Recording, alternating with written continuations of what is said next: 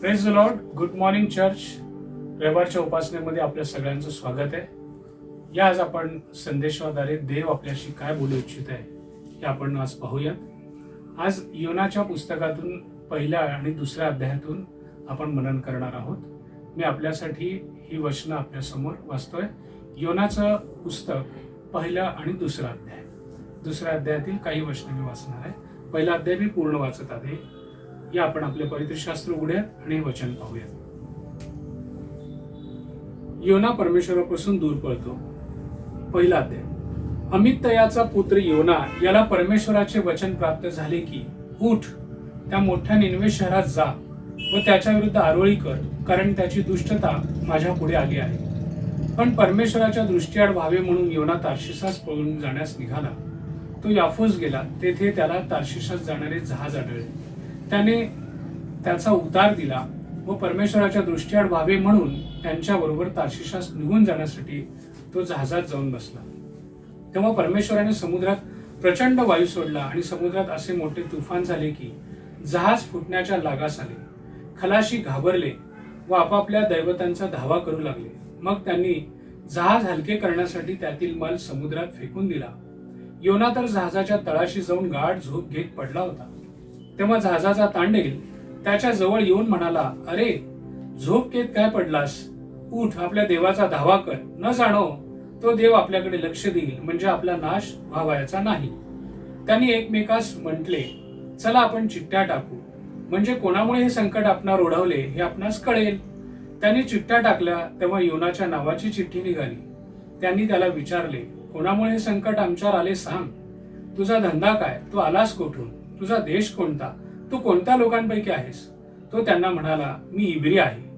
ज्या स्वर्गीच्या देवाने समुद्र व कोरडी भूमी निर्माण केली त्या परमेश्वराचा मी उपासक आहे. तेव्हा त्या माणसास अत्यंत भीती वाटली. ते त्याला म्हणाले, तू हे काय केलेस? तो परमेश्वरासमोरून पळून चाललेला आहे हे त्यास कळले, कारण त्याने त्यास तसे सांगितले होते. ते त्याला विचारू लागले की, समुद्र आमच्यासाठी शांत व्हावा म्हणून आम्ही तुझे काय करावे? समुद्र तर अधिकाधिक खवळत होता. तो त्यास म्हणाला, मला उचलून समुद्रात फेकून द्या, म्हणजे तुमच्यासाठी समुद्र शांत होईल. कारण माझ्यामुळे हे मोठे वादळ तुमच्यावर उठले आहे हे मला पक्के ठाऊक आहे. जहाज किनाऱ्याला लावावे म्हणून ती माणसे वल्ली मार मारून थकली, पण त्यास ते साधेना, कारण समुद्र त्यांच्यावर अधिकाधिक खवळत चालला होता. तेव्हा ते परमेश्वराचा धावा करून म्हणाले, हे परमेश्वरा, आम्ही तुला विनंती करतो की या माणसाच्या जीवामुळे आम्हाला मारू नकोस व निर्दोष जीव घेतल्याचा दोष आमच्यावर आणू नकोस, कारण तू परमेश्वर आहेस, तुला इष्ट ते तू करतोस. मग त्यांनी योनाला धरून समुद्रात फेकून दिले. तेव्हा समुद्र खवळायचा राहिला. त्या माणसास तर परमेश्वराचा फार धाक पडला. त्यांनी परमेश्वराचा यज्ञ केला व नवसी केले. परमेश्वराने योनाला गिळण्यास एक प्रचंड मत्स्य सिद्ध केला होता. योना त्या मत्स्याच्या पोटात 3 दिवस व 3 रात्री होता. दुसरा अध्याय. मत्स्याच्या पोटातून योनाने आपला देव परमेश्वर याची प्रार्थना केली आणि आपण बघतो ती संपूर्ण प्रार्थना झाल्यानंतर परमेश्वराने मत्स्यास आज्ञा केली. तेव्हा त्याने योनास कोरड्या भूमीवर ओकून टाकले. प्रियांनो, आपल्या सगळ्यांनाच माहित आहे योनाची ही गोष्ट जी ख्रिस्ती आहेत त्यांना लहानपणापासून संडे स्कूलमध्ये देखील या गोष्टी आपण ऐकलेल्या आहेत, पाहिलेल्या आहेत. याचे अनेक व्हिडिओज आपण युट्यूबवर पाहिलेले आहेत. आपल्याला योनाची गोष्ट माहित आहे. योना म्हटलं की मोठा मासा. योनाला त्यांनी गिळलं. 3 दिवस 3 रात्री योना त्या माशाच्या पोटात होता हे आपण सगळ्यांना माहित आहे. मोठं जहाज, निनवे शहर, या सर्व गोष्टी आपल्या दृष्टीपटलासमोरून योनाचं नाव ऐकल्याबरोबर येतात आणि आपण ती गोष्ट पुन्हा एकदा आपल्या दृष्टीपटलासमोर येते. सगळ्यांनाच ही योनाची गोष्ट माहित आहे. प्रियांनो, पण आज आपण या योनाच्या गोष्टीतून देव आपल्याशी निश्चित काय बोलू इच्छित आहे हे निश्चित पाहणार आहोत. तर तत्पूर्वी आपण हा एक व्हिडिओ पाहू योनाच्या जीवनावरील. या पहिल्या 2 अध्यायावर आधारित हा व्हिडिओ तो आपण पाहू, मग पुढे जाऊ.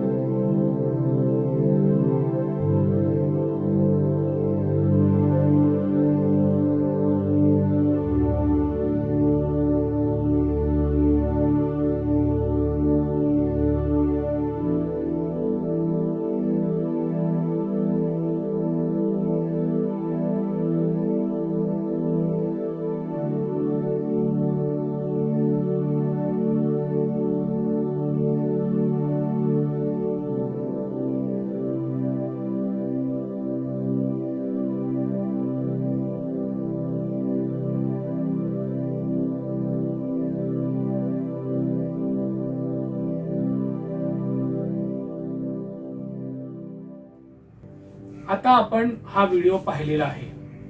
या व्हिडिओमध्ये पाहिलं की या वचनांप्रमाणे जसं योनाला परमेश्वराची आज्ञा झाली आणि आज्ञा झाल्याबरोबर तो त्या आज्ञेप्रमाणे जात नाही, तर त्याला योनाला निनवे शहराला जाऊन संदेश द्यायला सांगितलं होतं, परंतु तो अगदी त्याच्या विरुद्ध दिशेला असलेलं तार्शिश या शहराला जायला निघतो.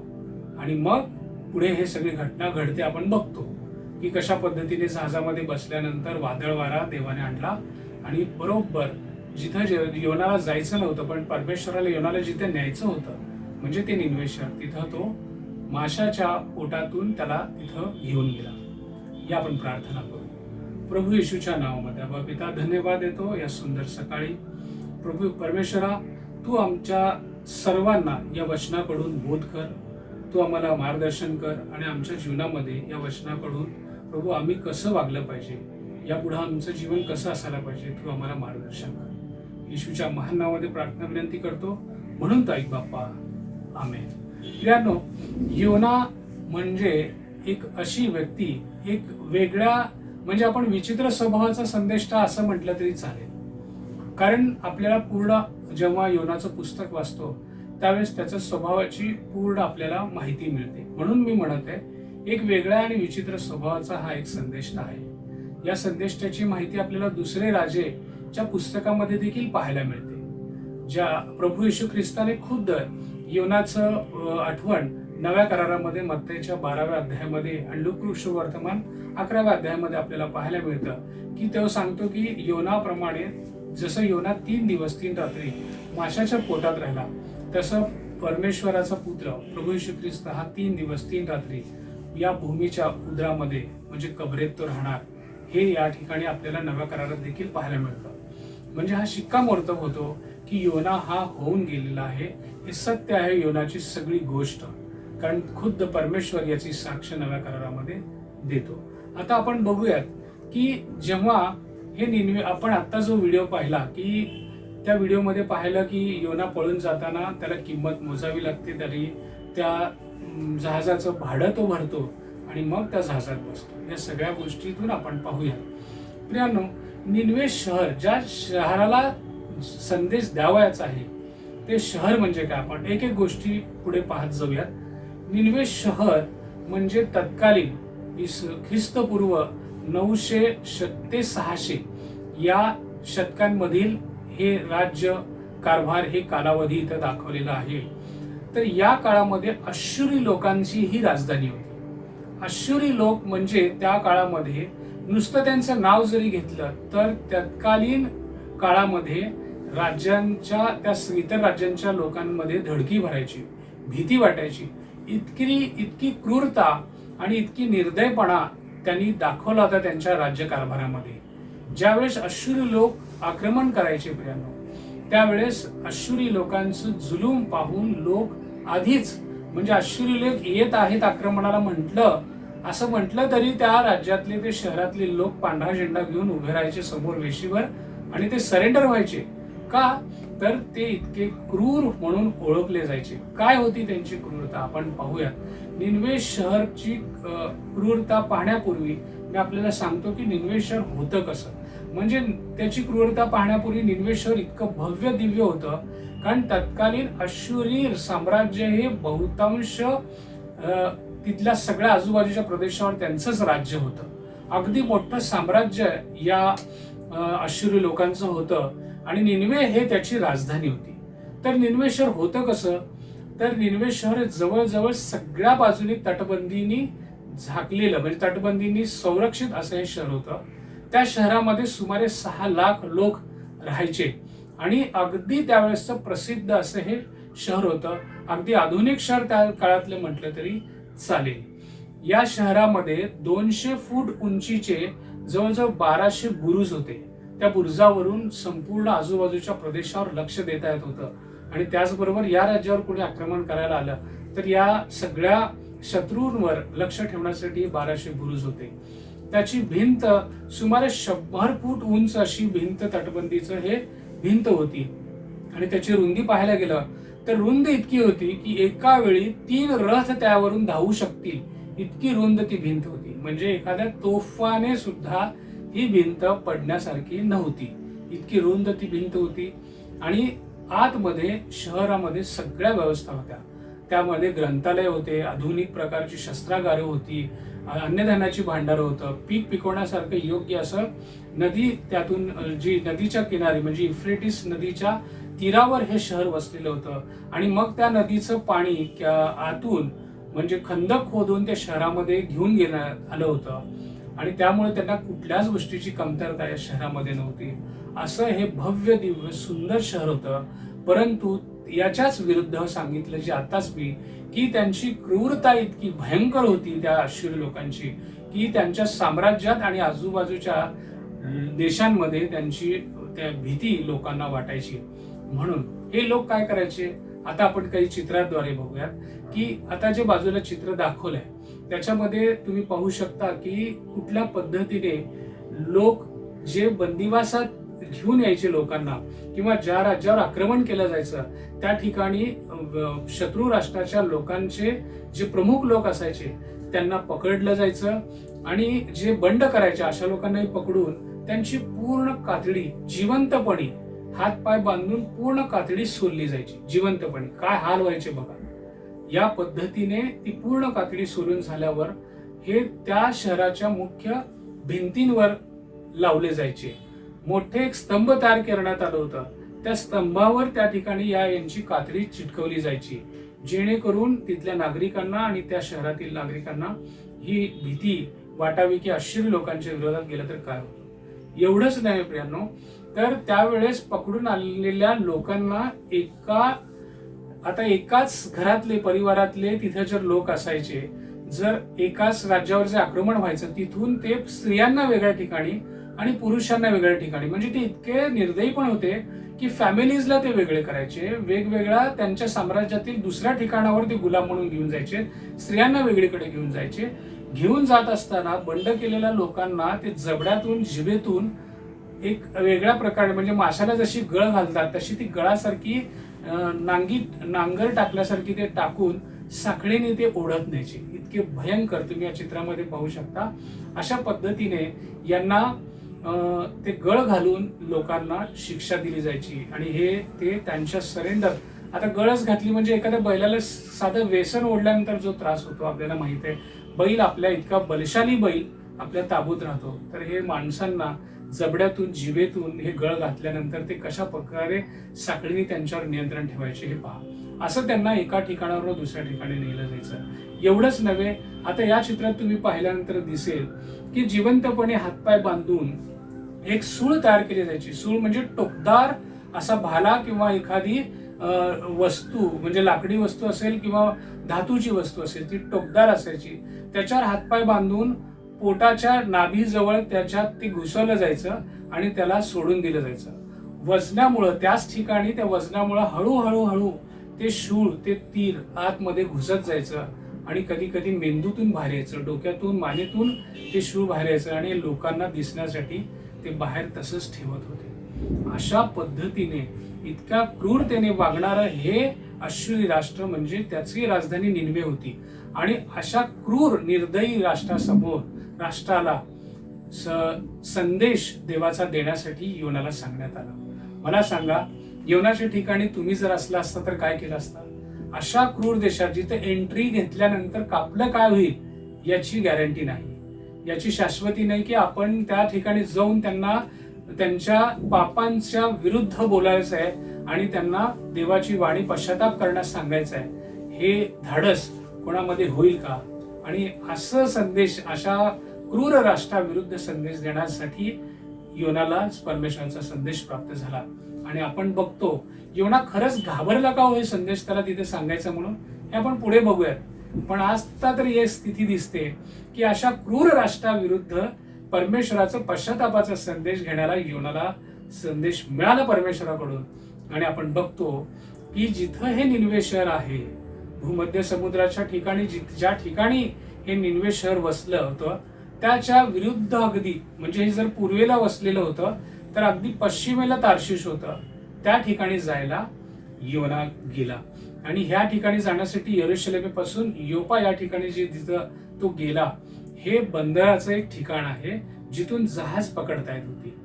लक्षात येते, ज्यावेळेस सलमोन राजा मंदिर बांधायला घेतलं होतं त्यावेळेस समुद्रमार्गी जे जे वस्तू आणायचे ते या ठिकाणी पोचायचे, योपा ठिकाणी, आणि योपाच्या ठिकाणावरून मग येरुशलेममध्ये आणलं जायचं.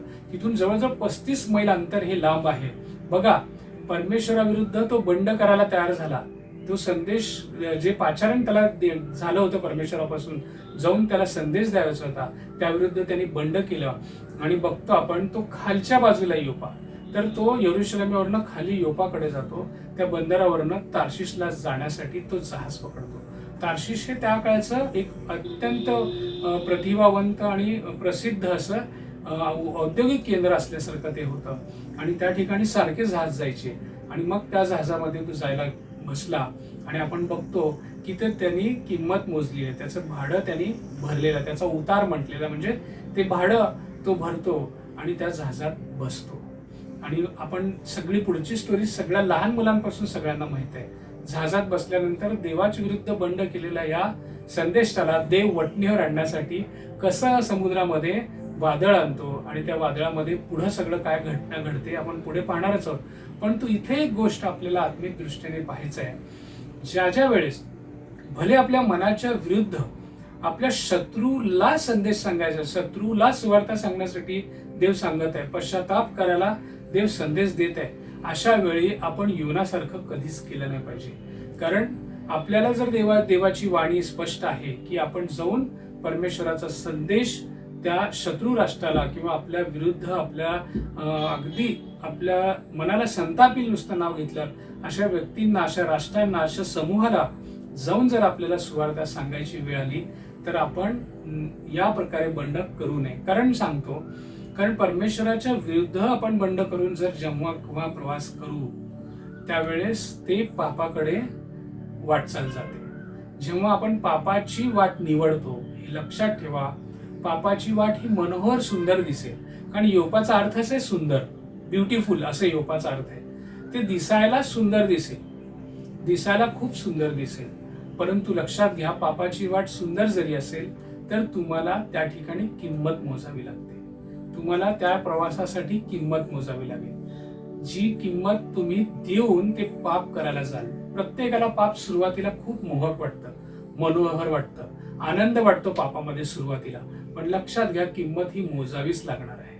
ती किंमत तुम्ही मोजाल आणि मग तुम्हाला कळेल की आपण काय चुकीचं करत आहोत.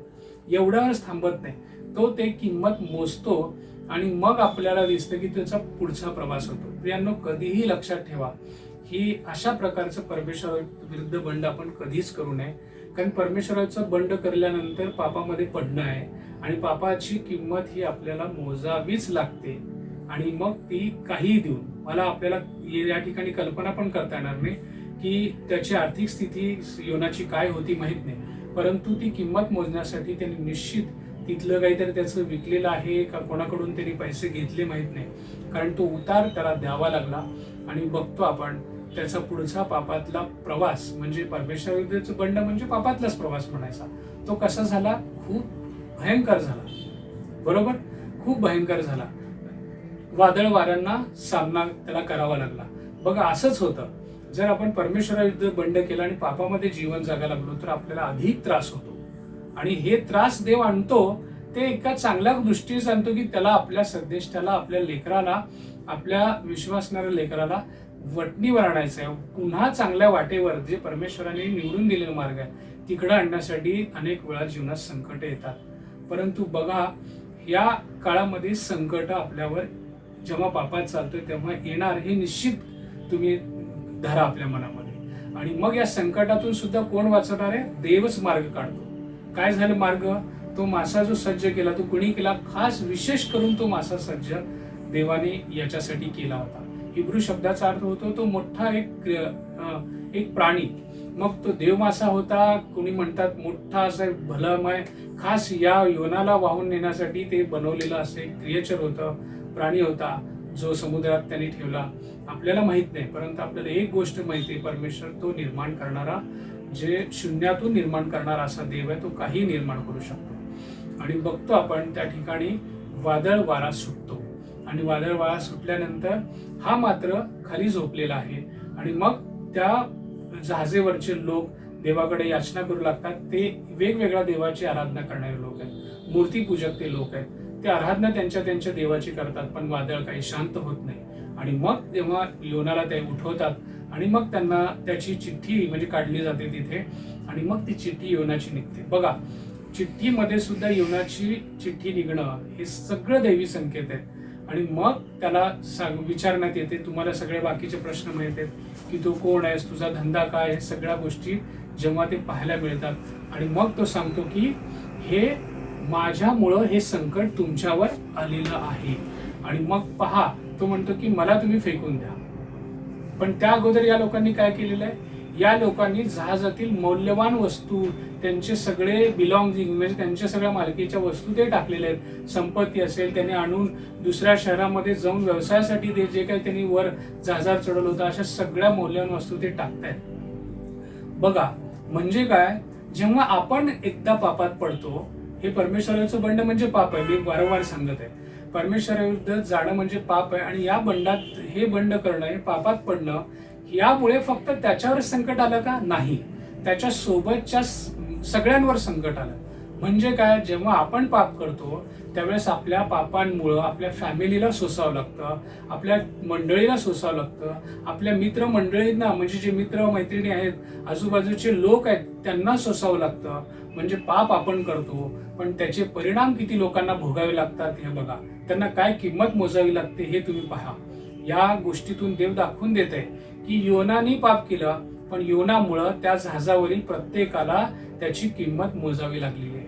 कोणीतरी हिरे जवाहरात आणले असतील, कोणी महत्वाचे चंदनाचे लाकडं घेऊन आले असतील, माहित नाही आपल्याला. ते तार्शिश म्हणजे एक औद्योगिक केंद्राकडे वाहून नेणारं जहाज होतं. त्या ठिकाणी किती व्यवसायाचे महत्वाचे मौल्यवान गोष्टी त्याने आणल्या असतील, पण आता जीवाच्या समोर काहीच नसतं.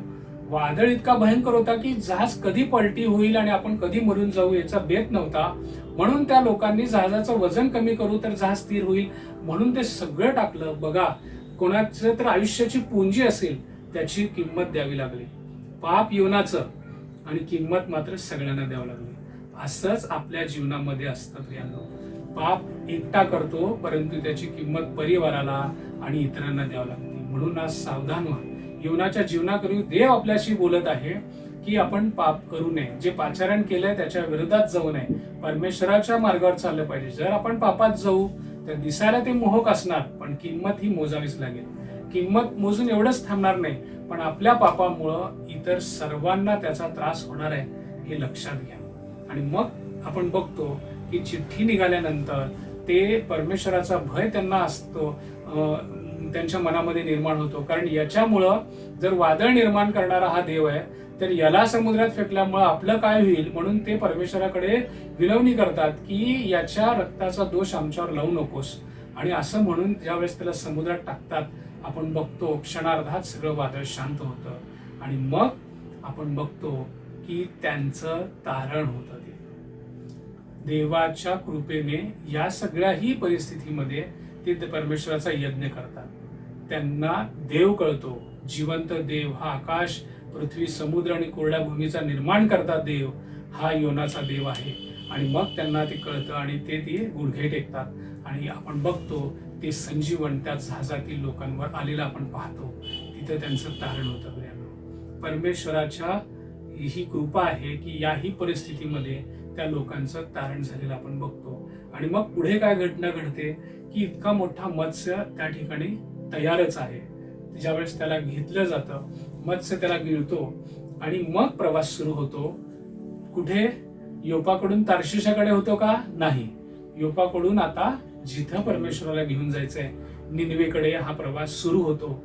आणि मग बघा प्रियांनो, या प्रवासामध्ये जेव्हा देवाच्या योजनेमध्ये आपण राहतो, या प्रवासामध्ये किंमत द्यावी लागत नाही.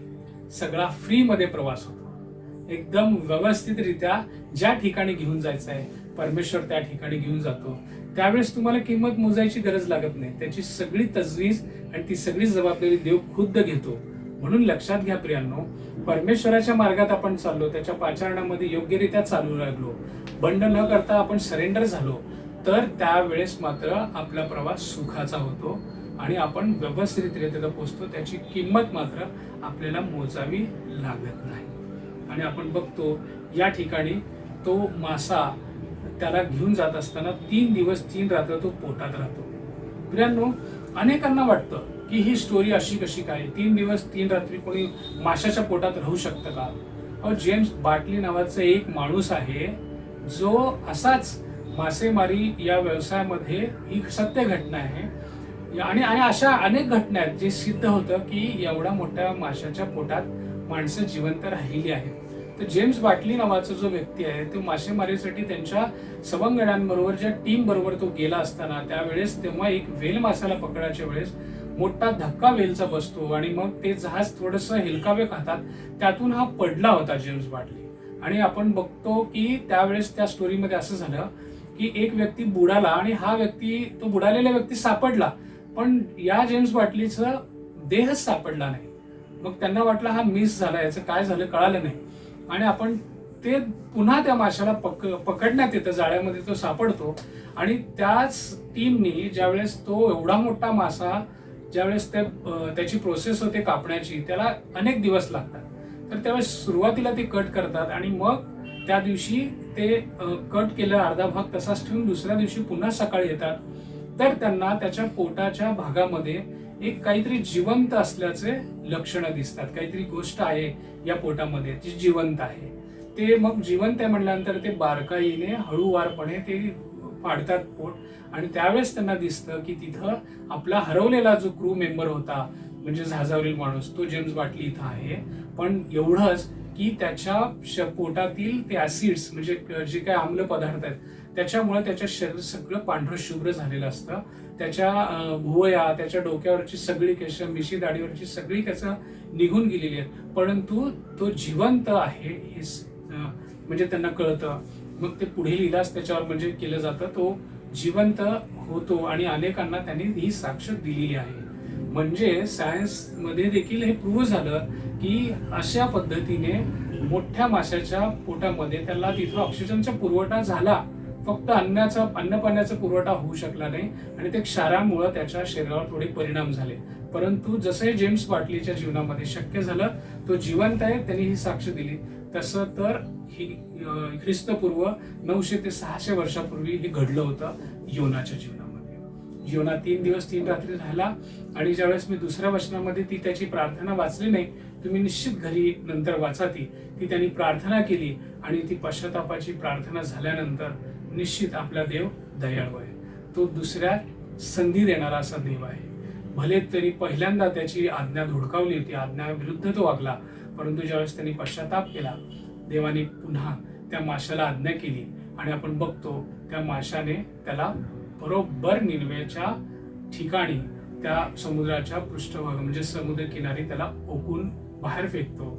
आणि मग बघतो आपण योनाने यावेळेस मात्र देवाची आज्ञा पाळलेली आहे. आज आपण एक गोष्ट या सगळ्या गोष्टीतून पाहूयात, या पूर्ण गोष्टीतून, की इतकं क्रूर, इतकं भयंकर असं जे राष्ट्र होतं, जे इस्रायली लोकांना देखील त्यावेळेस त्रास झाला, तितक्या अनेक लोकांना त्यांनी मारलं होतं. अंगावरची कातडी त्यांनी सोडली होती. जबड्यांमध्ये नांगर घातल्यासारखं त्यांनी अँकर घालून त्यांना साखळदंडाने ओढून नेलं होतं. अशा सगळ्या भयंकर अशा निनवे शहराविरुद्ध देवाची वाणी नेण्याचं काम योनाने इथं नंतर दुसऱ्या अध्यायानंतर आपल्याला पश्चातापानंतर दुसऱ्यांदा जेव्हा देव संधी देतो त्यावेळेस करताना आपल्याला मिळतं. प्रियांनो, आज आपल्याला देव या योनाच्या जीवनाकरवी हे बोलत आहे की जरी तुम्हाला वाटत असेल की ती समोरची व्यक्ती, समोरचा जो एखादा समूह असेल, एखादी वेगळ्या प्रकारची जमात असेल किंवा विरुद्ध शत्रू राष्ट्र आहे, अशा लोकांना जर तुम्हाला देव आज्ञा करत असेल की जाऊन माझा संदेश सांग, तर आपण हे गोष्ट कधीच करू नये की या संदेशाद्वारे त्यांचं कल्याण होईल, परमेश्वर त्यांना माहीत होईल, पण मी हे करणार नाही कारण ते दुष्ट आहेत, असं आपण कधीच करायचं नाही. कारण परमेश्वराने त्या गोष्टीसाठी जर पाचारण केलंय तर तो सगळ्या गोष्टी देखील पुरवून देतो, तो मार्ग मोकळे करतो, तो तुम्हाला लीड देखील करतो, लक्षात घ्या. पण जर आपण परमेश्वराविरुद्ध चाललो तर तुम्हाला किंमत मोजावी लागणार. आणि नुसतं तुम्हालाच किंमत मोजावी लागेल असं नाही, तर तुमच्या सोबतच्या लोकांना देखील तुमच्या पापामुळे किंमत मोजावी लागते. म्हणून आपण आज हाच बोध घेऊयात की एक तर परमेश्वराच्या विरुद्ध बंड करू नये, आणि परमेश्वराविरुद्ध जर पातक केलं असेल त्याच्यामुळं आपल्यावर आणि आपल्या परिवारावर जर काही समस्या ओढून आली असेल, त्रास होत असेल, तर आज ही संधी आहे. जसे योनाने क्षमा मागितली, पश्चातापी हृदयाने परमेश्वराला हाक मारली, तो त्या माशाच्या पोटातून त्यांनी हाक मारली, पण सर्वसमर्थ देवाला कुठूनही हाक मारा ती ऐकू येते. तुम्ही कितीही गर्तेत असाल, समस्येत आला असाल, कितीही खाचाखळग्यांमध्ये तुमचं जीवन असेल, तुम्ही म्हणत असाल की मी तर काहीच नाही, पण अशा ही परिस्थितीत तुम्ही परमेश्वराकडे जर पश्चातापी हृदयाने हाक मारली, तर तो निश्चित ऐकणारा असा देव आहे. तो निश्चित तुमचं ऐकेल आणि तो पुन्हा तुम्हाला दुसरी संधी देईल, आणि निश्चित तुम्ही तुमचा पुढचा प्रवास आशीर्वादाचा करणार. हे निश्चित मनात ठेवा प्रियांनो. म्हणून योनाच्या या गोष्टीद्वारे पहिल्या 2 अध्यायातून आपण बघितलं की या प्रकारे देवाने जसं बंडखोर संदेश त्याला पुन्हा वटणीवर आणलं, तो कधीच ज्याच्यासाठी तो पाचारण घेऊन तुम्हाला या पृथ्वी तलावर आणलेला आहे, तो पाचारण सिद्धीच नेणार असा देव आहे. तुम्हाला वाटत असेल की माझं 20 वर्ष झालं तारण होऊन, 30 वर्ष झालं मी ख्रिस्तामध्ये आहे, 15 वर्ष झाली, 5 वर्ष झालं, 1 वर्ष झालं, पण अजून मला काही कळत नाही माझं काय पाचारण आहे. काळजी करू नका प्रियांनो. त्यांनी जे चांगलं कामास सुरुवात तुमच्या जीवनात केलेली आहे, तो सिद्धीच नेणारा देव आहे. जे पाचारण युगाच्या आरंभीच तुमच्या रोमकरास पत्रामध्ये आपल्याला कळतं की तो युगाच्या आरंभीच आपण जन्म आपल्या होण्यापूर्वीच आणि या युगाची निर्मिती होण्यापूर्वीच त्यांनी आपल्याला विचार त्याच्या डोक्यात आला होता आपल्याबद्दल, आपला जन्म त्याच्या विचारांमध्ये झाला होता, आपलं पाचारण त्यावेळेस सिद्ध करण्यात आलं होतं. मग तेव्हा आधीच सगळं जर पाचारण आधीच सिद्ध केलेलं आहे, आणि आज आपण जिवंत भूमीवर जिवंत आहोत आणि हे जीवन जगत असताना आपल्याला प्रश्न पडले असतील की माझं पाचारण काय, मी काय करणार. निश्चिंत राहा, देव ते पाचारण सिद्धीच घेऊन जाईलच. तुमच्या या जिवंताच्या भूमीवर ज्या गोष्टीसाठी तो तुम्हाला आणलेला आहे ती गोष्ट निश्चित पूर्ण करेल. पण आपलं काम आहे त्याच्या पाचारणासाठी आपले कान देणे. त्यांनी जर देवाचा आत्मा आपल्याशी बोलत असेल तर निश्चित आपण त्या मार्गावर चालूयात. भले ते आपल्याला ते योग्य वाटत नसेल, समोरच्या ज्या व्यक्तीसाठी तो संदेश आहे, ज्या कामासाठी आपल्याला निवडलं ते काम योग्य वाटत नसेल, पण परमेश्वराची जर तीच योजना असेल तर तुम्ही आज पुढे जा, नंतर मात्र तुम्हाला कळेल. परमेश्वराच्या राज्यात प्रवास असाच आहे प्रियांनो. आपण रात्रीच्या वेळेस काय करतो, एखाद्या गाडीवर आपण रात्री प्रवास करतो. आता मी 2 व्हीलरवर समजा प्रवास करत आहे किंवा 4 व्हीलरमध्ये प्रवास करत आहे, माझ्या समोर जी हेडलाईट आहे कारला किंवा गाडीला, त्या हेडलाईटचा प्रकाश किती अंतरावर पडतो, 15 फूट, 20 फूट, 30 फूट, 100 फूट, पण त्याच्या पुढे का प्रकाश पडतो का? नाही. त्या 100 फुटाच्या प्रकाशाच्या नंतर पूर्ण अंधकार असतो, आणि त्या अंधाराकारामध्ये पुढे खड्डा आहे, रस्ता बंद आहे, याची आपल्याला काही कल्पना असते का? नाही. परंतु आपण पुढे दिसतच नाही म्हणून प्रवास इथंच गाडी थांबवून रात्रभर थांबतो का? नाही. आपण कशाच्या बेसवर प्रवास करतो? जो प्रकाश दिसत आहे 100 फुटापर्यंतचा, तेवढ्याच प्रकाशावर आपण प्रवास करत जातो, तेवढ्याच प्रकाशामध्ये आपल्याला प्रवास करत करत पुढे जायचंय. तसंच परमेश्वर आपल्याला सध्याला जे पाचारण दिलेले, जी गोष्ट करायला सांगितलेली आहे, तेवढ्यावर विश्वास ठेवून फक्त पुढे जात राहा. पुढे मात्र निश्चित तो देव तुम्हाला घेऊन जाईल. जसं तेवढ्याच प्रकाशावर आपण विश्वासाने प्रवासाला निघतो, तसंच परमेश्वराच्या वचनावर विश्वास ठेवून आपण प्रवास करत राहायला पाहिजे. निश्चित मला आज माझा विश्वास आहे या वचनाकरी देव तुम्हाला बोललेला आहे, आणि आपण परत पुढच्या रविवारी योनाच्या 3ऱ्या आणि 4थ्या अध्यायातून निश्चित आपण देव आपल्याशी काय बोलणार आहे हे पाहणार आहोत. पुढच्या रविवारी फादर्स डे आहे, आणि आपला देवपिता जो स्वर्गामध्ये आहे तो आपल्याला कशा पद्धतीने प्रीती करतो, या जगावर प्रीती करतो, हे आपण पाहणार आहोत. आपण निश्चित पुन्हा भेटूयात, आणि तोपर्यंत तुम्ही सगळे घरी आहात, सुरक्षित राहा आणि नित्य आपल्या परमेश्वराच्या वचनावर मनन करत राहा. Praise the Lord. God bless you all.